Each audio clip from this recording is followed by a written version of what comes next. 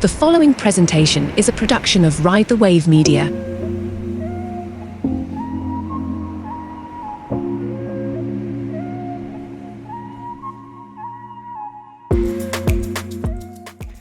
Hello, and welcome to the inner workings of the not-so-genius mind. I'm your host, Amanda McCombs, and we're going to dive deep into the ordinary mind to uncover extraordinary insights, highlighting personal journeys with a sprinkle of humor and a fresh and unique perspective on healing and rediscovering life. That's our goal with this fancy little podcast. We are approaching August, and summer's ending. It's happening really, really fast.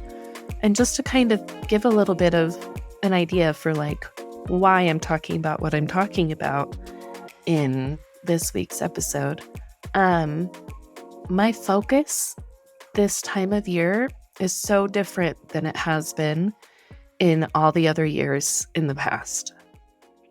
And it's the first year that I haven't had to get a classroom ready, which is so strange. I mean, besides COVID, but COVID, I was still teaching virtually, so that was different. But this year, the focus for me has shifted from getting the school year ready for all these other kids, including my own, to just being able to focus on getting ready for the school year with just my kids.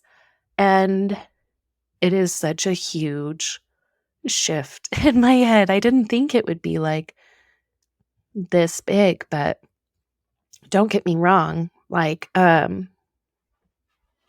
don't know. I'm just learning to not be a teacher. I see the beginning of school year stuff go up, and initially I'm like, "Ooh, no, not yet. Ew, that's gross. Put it away, put it away." But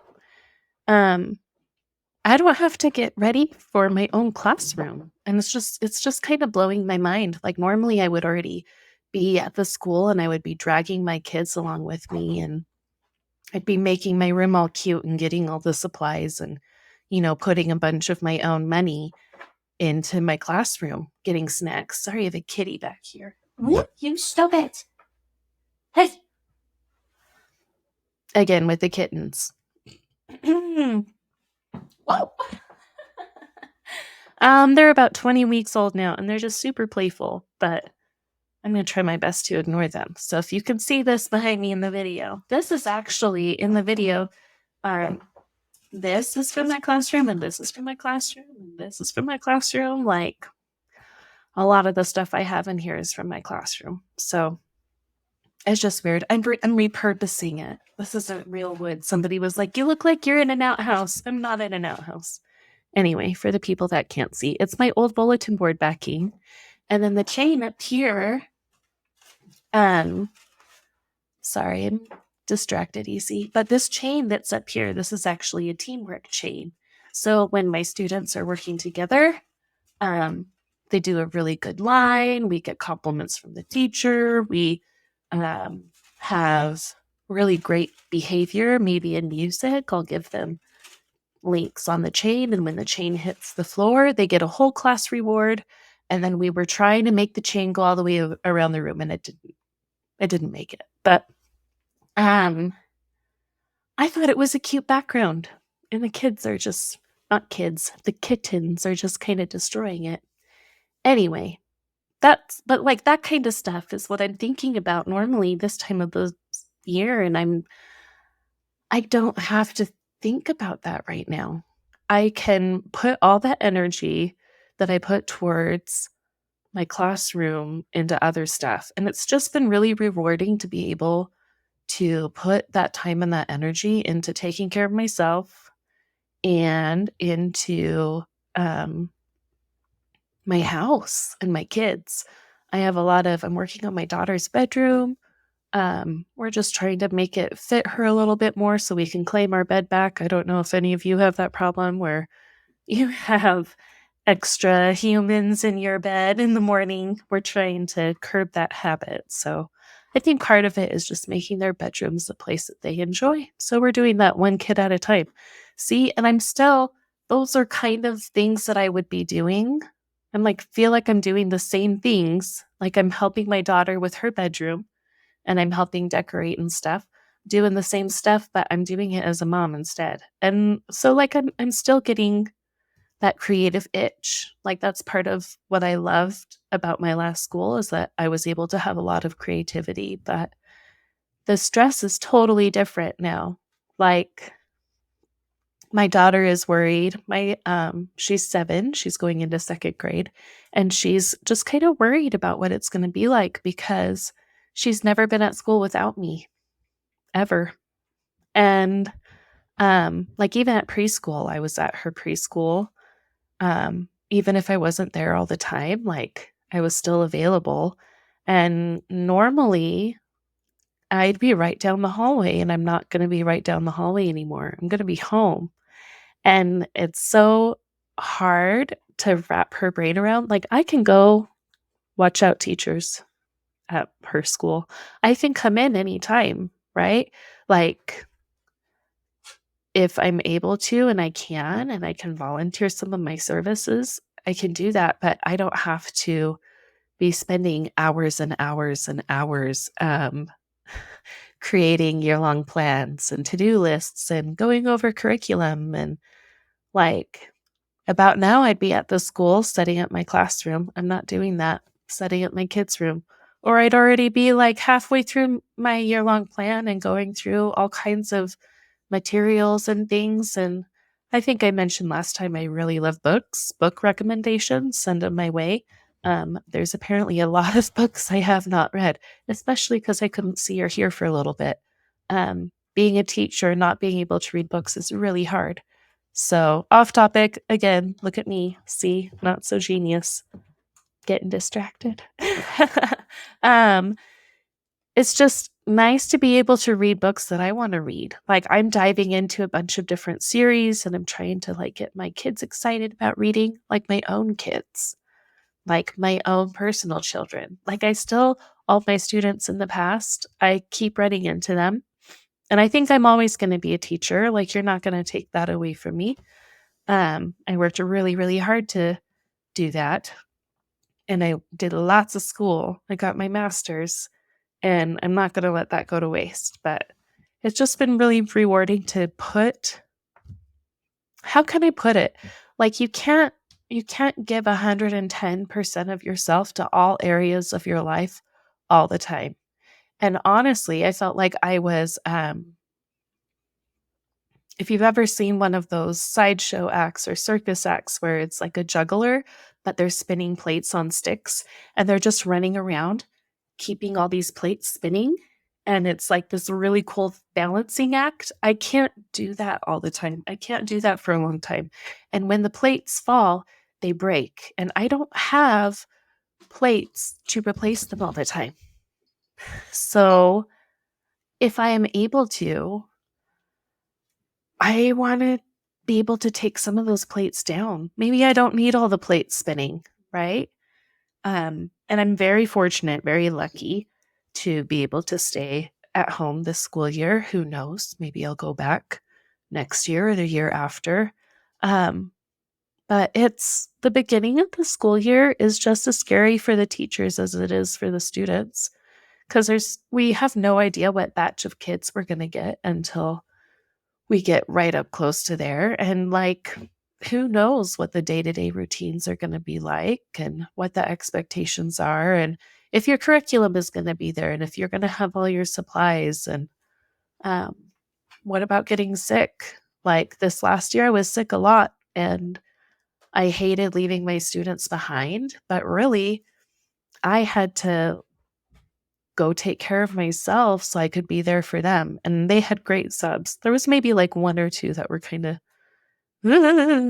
but I mean, that's going to happen anywhere you go.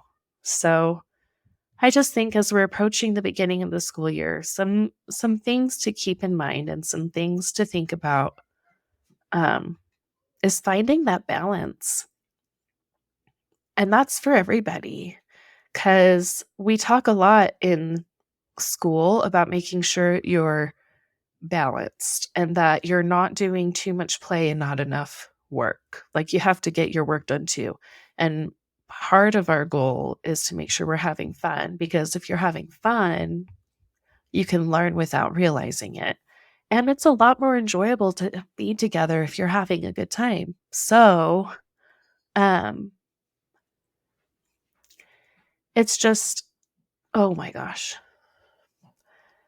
finding the balance between making sure that you have enough play and enough of the work. Because you don't want them to play around all day and not learn anything. And you don't want them to be working so hard that they're stressed out all the time. And I've noticed I used to teach first grade. Before that, I taught PE for a minute and art. That's a really long story. I'm not sure how much of that I've actually talked about. I'm kind of like Dory. I get short-term memory loss. Wow, memory loss. Um, often. And so bear with me. I appreciate your patience. I have a whole list over here trying to make sure I stay on track. But I think everybody, like I talked about it with my students at the beginning of the school year and all throughout the school years, making sure you have that balance. But when you're a teacher, and I know I talked about this before, um, it's really, really difficult to find that work-life balance, period, as a teacher.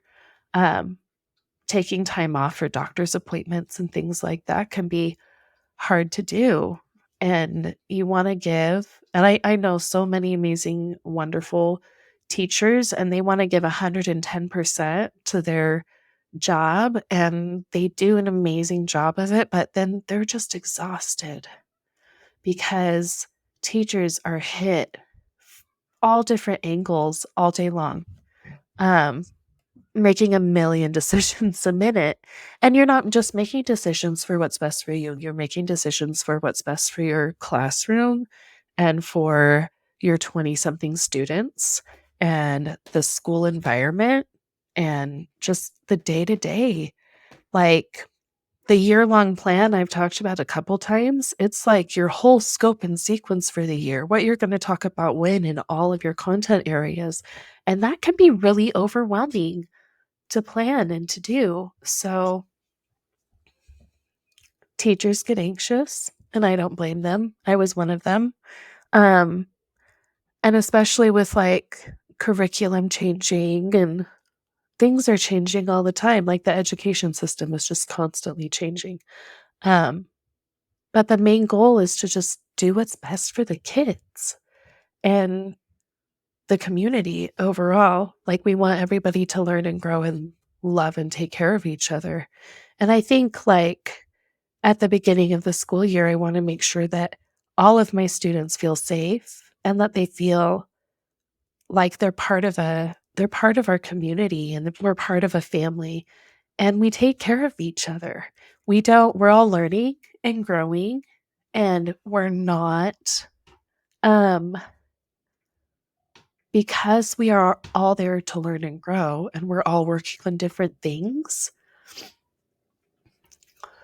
We shouldn't be ashamed of the things that we're learning. Excuse me, sip of water. Um, because not everybody is going to be good at the same thing. And so being able to work really hard to create that community in my classroom where everybody is there to learn and do their best. And it's not a competition of who can get there first because we're all learning and growing. Oh, this is Alexis. She's one of our favorite fosters. Oh, baby. Good kitty. She's the loudest purr. Um, but I see a lot of anxiety in first grade. Like a lot, not just at the beginning of the school year, just all school year long. So I think creating that community, and that community also needs to happen at home. Being able to create a community where it's okay to learn and it's okay to work hard and do your best, and your best is going to look different every day, and we're all human and we're all people, and being a people is hard. Like I have a cute little book and all the kids got to write down some of their favorite things that I say, One of them was being a people is hard. I think another one was it doesn't have to be perfect. Just do your best. Um, and those were things that we really, really lived by in our classroom, and that we're all family. We all belong here, and we should all take care of each other and treat each other like that. Um, I wish there was a lot less anxiety in our little tiny humans, but we have to meet the kids where they're at. And there's a lot of fear from some teachers I know at the beginning of the school year, mostly because they know that the kids are anxious and they're worried, and there's a lot of uncertain things going on right now. I am not going to do a lot of politics or anything like that on this podcast because that's not something that I like to think about. Um, I know a lot of things are on people's minds, and that's, I'm not here to start stuff, but I'm just saying there's a lot of things in politics when it comes to education, and it can be kind of scary. There's a lot of people making decisions for our teachers, which trickles down to our kids. And overall, man, I just want us to take care of each other. And like, there was a lot of drama. I think part of why here we get to some of the inner workings stuff and how things from your past can come up in your life later. Um, I had a lot of drama when I was a teenager, and a lot of it wasn't anything that like I was trying to do. A lot of it was misunderstandings and like me saying I'm being honest and not being believed, which is really, really hard. But at one point, like I lost pretty much all my friends. Um, and it sucked. I pretty much just hung out with my boyfriend and his friends, whoever they were. And I had a very small number of friends that were girls, especially after I left the church, because um, I don't know. A lot of you don't know me. Maybe you do. Who knows? I have no idea who's listening. Hello, whoever you are. Um, but I was raised LDS, and I don't practice. My records are still in the church, but I don't really practice. Um, I just figured out how to get them removed just because it's not at the top of my list. Like, I'm covered in tattoos and I don't really live up to their standards, and I haven't since I was a teenager. And after that happened, I lost a lot of my friends, and it was awful. Awful, awful.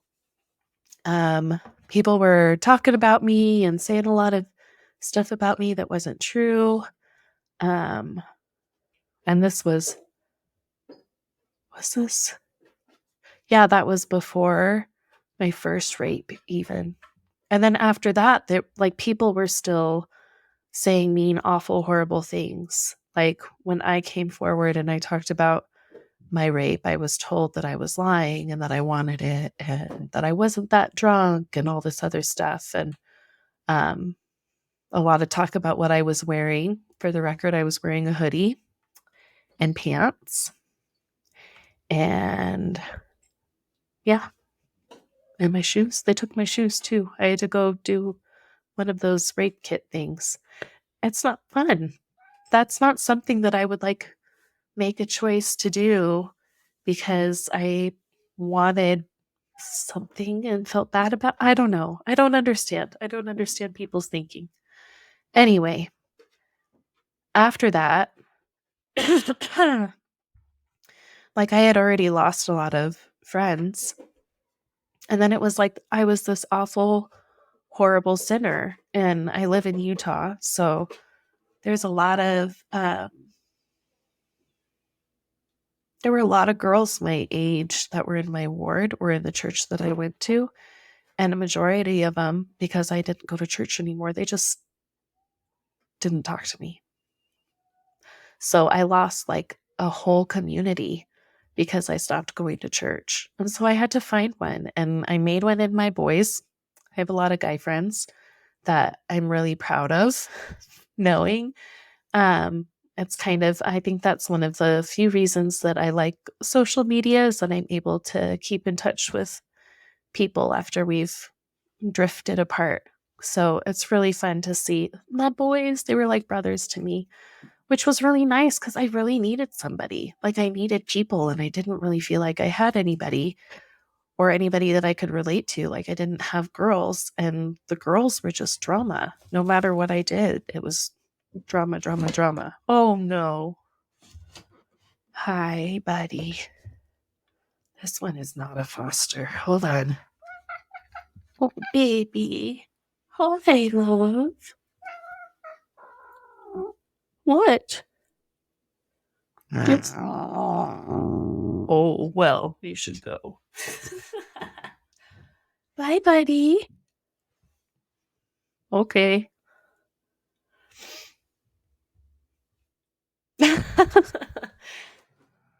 That's spooky. That's my daughter's cat.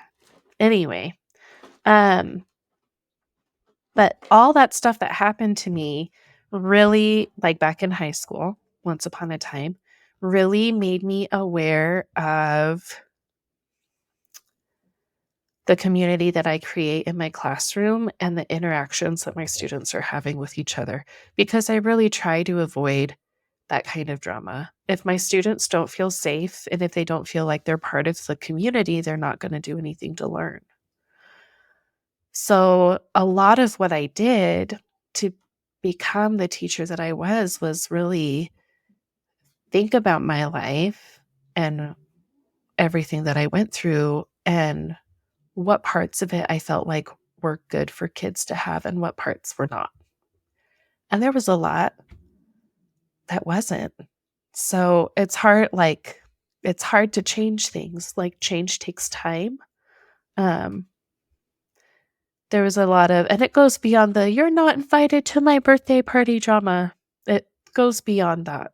It's they were in my classroom this last year. They were like getting really catty and making up lies about each other and saying so and so said this about you, or so and so said they don't like you, when they really didn't. So it was just really disappointing to see these kids are like 6 and 7, and that's not the kind of behavior that I want them learning. So we tried to squash it, and we tried to work on a lot of those pro-social skills, like how to make friends and making eye contact and not standing too close to people. And when you talk to somebody, you shouldn't be talking to them like you're in a YouTube video, because you're probably not in a YouTube video, right? Anyway, some random thoughts, internal ramblings of my not so genius mind. If you have made it this far, thank you so much for coming along for the ride. I really, really appreciate it.